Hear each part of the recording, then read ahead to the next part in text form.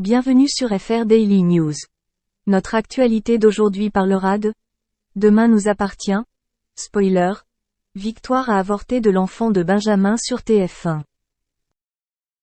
Dans les épisodes de Demain nous appartient diffusés en décembre 2023 sur TF1, Benjamin en veut à Victoire de lui avoir caché un secret important, tandis que Manon et Timothée se retrouvent. Alors que le personnel de l'hôpital Saint-Clair a beaucoup travaillé sur différents dossiers, dont celui de Bastien dans Demain nous sur TF1, l'établissement fait face à une attaque de pirates informatiques. Roxane fait tout ce qu'elle peut pour se battre mais elle arrive trop tard.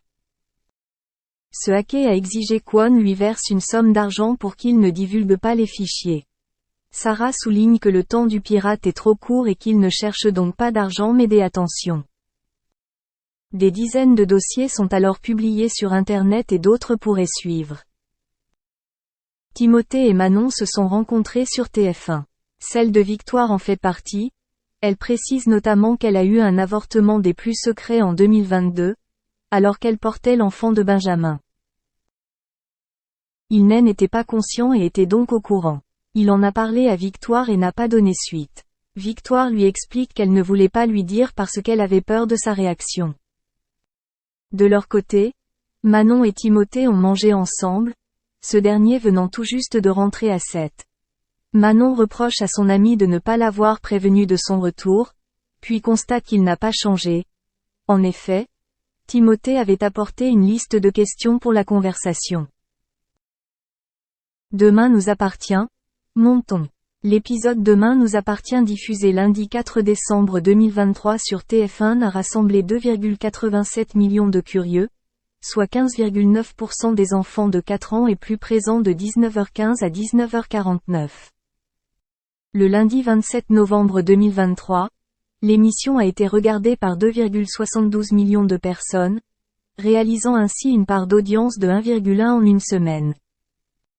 Cette hausse a permis à la série de réduire quelque peu l'écart avec N'oubliez pas les paroles sur France 2, mais elle reste significative, la prestation musicale de Nagui enregistrant une audience de 18,8% ce lundi.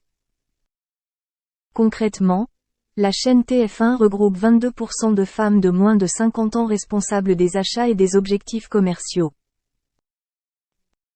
Merci d'avoir regardé et à la prochaine vidéo. N'oubliez pas de vous abonner à notre chaîne. En attendant, faites-nous part de vos commentaires dans la section commentaires ci-dessous. Alors que les élèves de l'Institut Auguste Armand vaguent actuellement à leurs occupations, une tragédie va bientôt frapper ici tout commence et les conséquences seront terribles. Un événement qui va tourner au drame.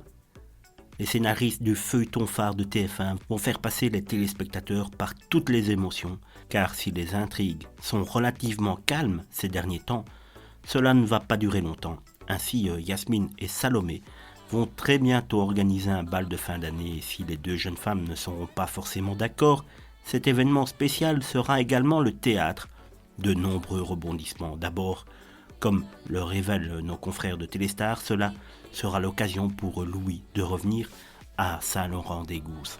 Car, en effet, depuis que sa tricherie avait été découverte au grand jour, il avait été obligé de quitter l'Institut, une situation qui l'avait mis hors de lui, car il avait dû également s'incliner face à Maxime Delcourt.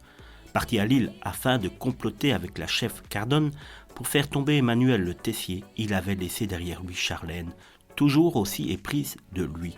Autant dire que son retour ne devrait pas faire que des heureux. Mais ce n'est pas tout, puisque cette fête ne se passera pas exactement comme prévu. Ainsi, d'après les confidences de Catherine Marchal qui incarne Claire dans la série, nous ne sommes pas au bout de nos surprises.